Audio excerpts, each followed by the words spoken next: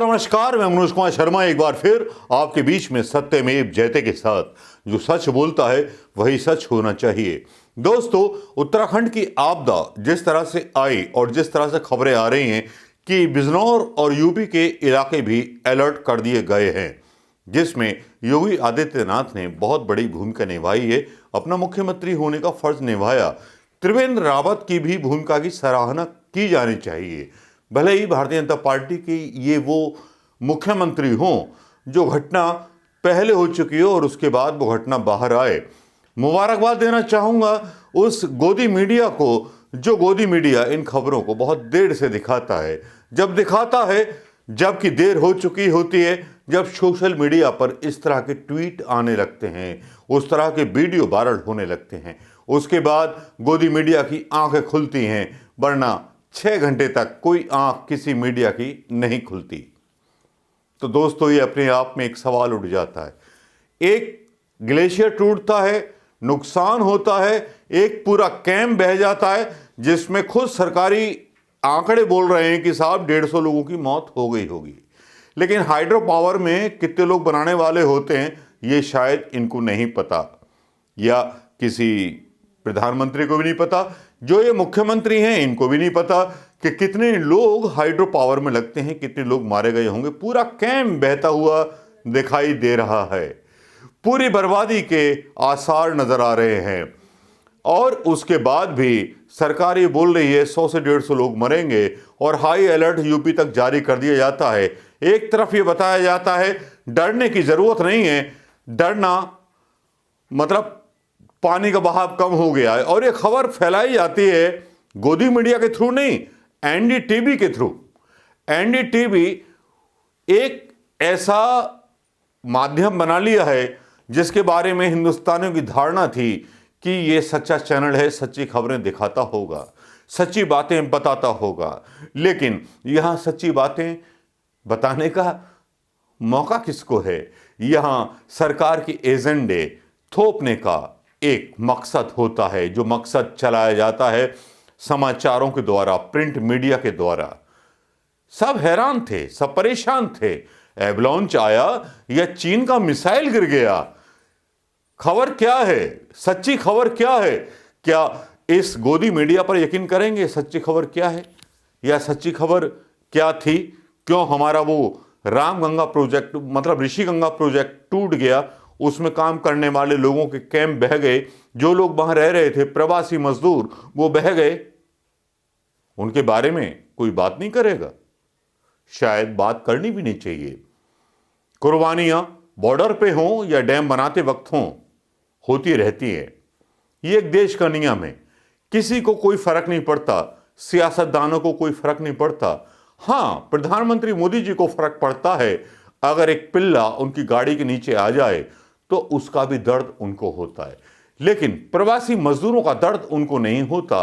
उस प्रवासी लोगों की मौत पर और इतनी बड़ी आपदा आने के बाद भी बंगाल में रैली चालू रहती है और वोट मांगे जाते हैं उन लाशों के ऊपर। कहा जाता है और आरोप लगाया जाता है प्रधानमंत्री इतने असंवेदनशील कैसे हो गए? कैसे हो सकते हैं हमारे देश के प्रधानमंत्री असंवेदनशील, जिनको एक पिल्ले की मौत पर दर्द हो जाता है, लेकिन प्रवासी लोग जो मरे, मजदूर मरे, उनकी मौत पर उनको दर्द ना हुआ? उन्होंने अपनी जनसभा कैंसिल नहीं की? ये आईटी सेल की गलती है या प्रधानमंत्री मोदी जी के आसपास रहने वाले लोगों की गलती है? आज पूरा प्रचार तंत्र नंगा हो गया प्रधानमंत्री जी का और साथ में पूरी केंद्र सरकार का। बड़े बड़े नेता आकर के, पीयूष गोयल भी बोले थे शुभकामनाएं देनी चाहिए, वो वीडियो मिटा दिया गया। लेकिन यहां बौने साबित हुए प्रधानमंत्री मोदी जी, जो अपना बंगाल दौरा वोट के लिए नोट बांटने गए थे वो कैंसिल नहीं कर पाए।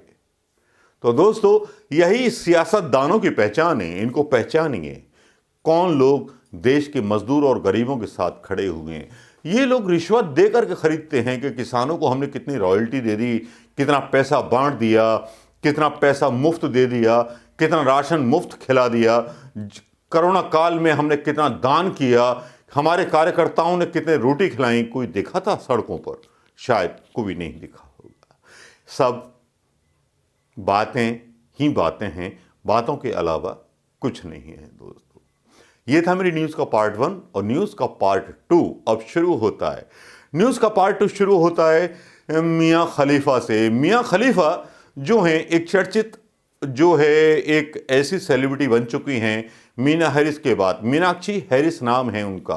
अब बात करते हैं मियां खलीफा की। लोगों ने उन पर इल्ज़ाम लगाए कि साहब, पूरे मीडिया ने इल्ज़ाम लगाए, आज तक पर लगाए गए, रुबीना लियाकत द्वारा लगाए गए, सबके द्वारा लगाए गए मियां खलीफा पर कि इनको पैसे कितने मिलते हैं, इनको पैसे दे करके ट्वीट कराया गया होगा। लेकिन मियां खलीफा ने एक वीडियो डाला और वो जवाब दे करके सीधा थप्पड़ मारा। मियां खलीफा ने हिंदुस्तान के उस मीडिया पर जो बिक चुका है कौड़ियों के भाव, लाखों करोड़ों मिलते होंगे, लेकिन मैं तो उनको कौड़ी मानता हूं। मुझे खरीद सकें तो दिखाएं कि कौड़ियां कितनी महंगी होती हैं, या मियां खलीफा को सोचकर दिखाएं। मानवाधिकार आयोग जो है, आपको मैं बता दूं दोस्तों कि पूरा देश एक ग्लोबल बन चुका है।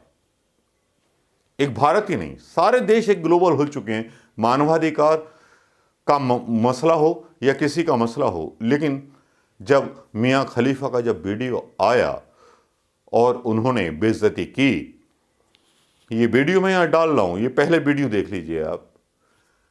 जिस तरह से मियां खलीफा ने बेइज्जती की कि लोग पूछ रहे थे मैंने कितने पैसे लिए हैं, और वो बोली कि मेरे पास ह्यूमैनिटेरियन ग्राउंड के लिए, किसानों के लिए ट्वीट करने के लिए जो था एक थाली भेजी गई है हिंदू शाकाहारी, जो मैं खा रही हूँ। गुलाब जामुन भी दिखाए और पनीर भी खाया, समोसा भी खाया। मियां खलीफा ने हिंदुस्तान की जो ज़्यादा से ज़्यादा पसंदीदा चीज़ें होती हैं वो वहाँ रखी हुई थी। मटर पनीर भी रखा हुआ था उस थाली में, सब कुछ रखा हुआ था। एक सीधा सा थप्पड़ था मियां खलीफा का, जिसको प्रोन एक्टर कह करके बदनाम किया जा रहा है। It is just so nice to work hard and truly earn something. Like I earned this amazing, delicious dinner. First, I would like to thank Rupi for providing this dinner in exchange for humanitarian propaganda that I have been posting on my social media. And I would like to thank Jugmeat for the amazing dessert. Hold on, let me just put it down so we can all enjoy this together. And I would like to remind everyone that everything does have a price. Mine happens to be samosas, so I can be bought with samosas. Don't forget that. Other people I cannot speak for. Myself, this is enough. This is enough to keep me going. Also, I am a free agent for the highest bidder, whoever can offer the best samosas, so long as they're farmers, because, you know, fresh produce truly makes the meal.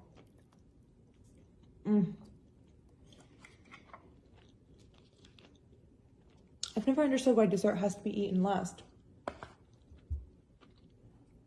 There is nothing wrong with a little sweet break.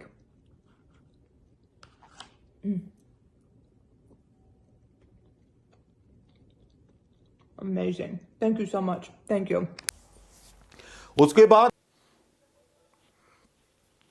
ये प्रक्रिया उस mayor की आई जो हिंदुस्तान में पली बड़ी थी, जो लोकतंत्र में पली बड़ी थी। पिछले 70 सालों में हमने लोकतंत्र ही तो कमाया था, अब पिछले 7 सालों में हम तानाशाही कमा रहे हैं।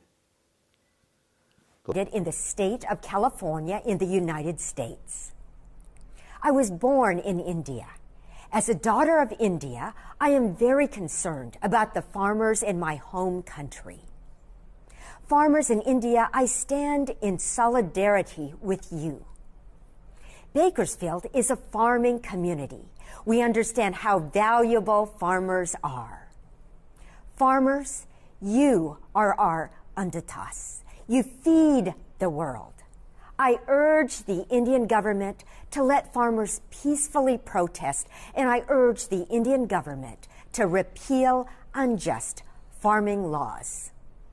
किसान तो दोस्तों, एक तरफ आपदा हुई उत्तराखंड की आपदा पर प्रधानमंत्री बंगाल में अपने वोट बैंक को साध रहे थे।